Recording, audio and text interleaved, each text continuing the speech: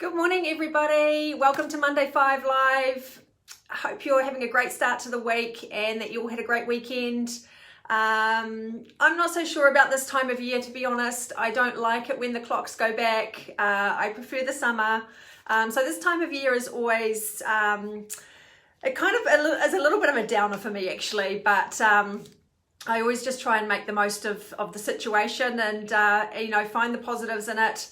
And of course, now we've got summer to look forward to for next year. So today we're going to be talking about, are you stuck in a rut? And if so, what would your 95-year-old self tell you to do next? And I want to tell you a little bit about this. And I have talked about this before, actually. I have spoken about your 95-year-old self before. And the reason I like talking about it is because I think it is so powerful and I've used it for myself. So I'll tell you what it's about. If you are feeling stuck, if you're feeling somewhat unsure, if you've got a decision that you have to make and you're not quite sure which way you're going to go and stand beside the bed of your 95-year-old self and ask them what you should do next, and they will tell you. So let me give you a little bit of experience, personal experience about how this worked for me. Last May 2021, I was attending an online masterclass, and it was all business related, and there were a lot of different people being interviewed. And this one particular lady was talking about something regarding business, and she said that, if you're feeling like you're stuck or you're not sure where you should be turning next, to go and stand beside the bed of your 95-year-old self and ask them what to do, and they will tell you. And I thought, that is incredible. So I actually went and did that in my mind, and I got a piece of paper and I wrote down all the things that my 95-year-old self was telling me to do. And one of those things was writing my book. And that's how my book writing process started. Book number 1 is done. And it's all because I went and did that exercise where I went and stood beside the bed of my 95-year-old self and I asked them, what should I do next? Now, the really cool thing about this, of course, it's not an exact science, it's an imaginary thing, but the benefit of it is that you think about your 95-year-old self. You're just about to die. You're about to pass on from this world.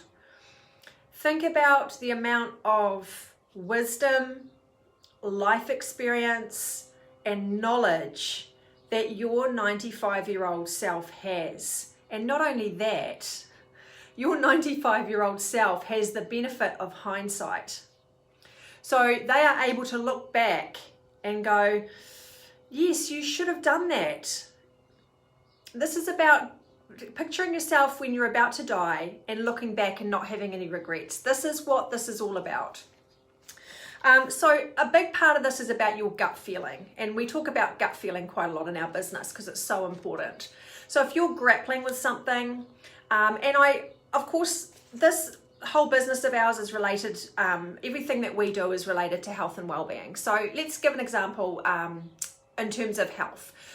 Are you stuck in a rut with your health? Whether that is you've got a little bit of extra weight that you're holding on to, you've got symptoms from some kind of health condition that are bugging you every day, you've got some habits or some patterns that you aren't happy with and you know that you need to let them go. Are you drinking too much alcohol? Anything like that. Think about the things that you may be struggling with at the moment. And deep down, you'll know what you have to do. But sometimes when we are kind of on the treadmill of life, every day, we just are sort of tracking along, living life day to day, we don't think about the big picture. And that's where the thing about going and standing beside the bed of your 95-year-old self is so powerful, because your 95-year-old self can look back and have that hindsight and go, I wish I'd done that, or I wish I hadn't done that. So I think it's a really, really great exercise to do. And if you're and it doesn't have to be just related to health. It can be anything that you're thinking about doing, any decision that you're struggling to make. If you feel like you're sort of stuck and you're not sure what's coming next for you, go and do that and write down what your 95-year-old self says to you. And I'm going to actually read to you the little bit in our book about that very topic. Okay, so now this is towards the end of the book, and it's all about taking action. And there's a little bit here that I want to read to you. There's a really great quote that we would like to share with you. I heard it while listening to an online interview, and in fact, it's one of the catalysts that got us writing this book. This quote is for anyone who is feeling stuck or not sure what they should be doing with their life or just needing a sense of direction. Go and stand beside the bed of your 95-year-old self and ask them what to do next. They will tell you. And the lady that I heard that from, her name is Katrina Friel. Think about that for a moment. Imagine talking to yourself when you are 95 years old, when you are on your deathbed and about to pass on from this life. What would they tell you to do next? Would they tell you to fret and worry and not fulfill your dreams? Or would they tell you to get over yourself and go for it? Would they tell you to beat yourself up over all your past failures and hold on to bitterness toward that person who hurt you? Or would they tell you to let it go? Take the reins of your life and go forward and fulfill your purpose.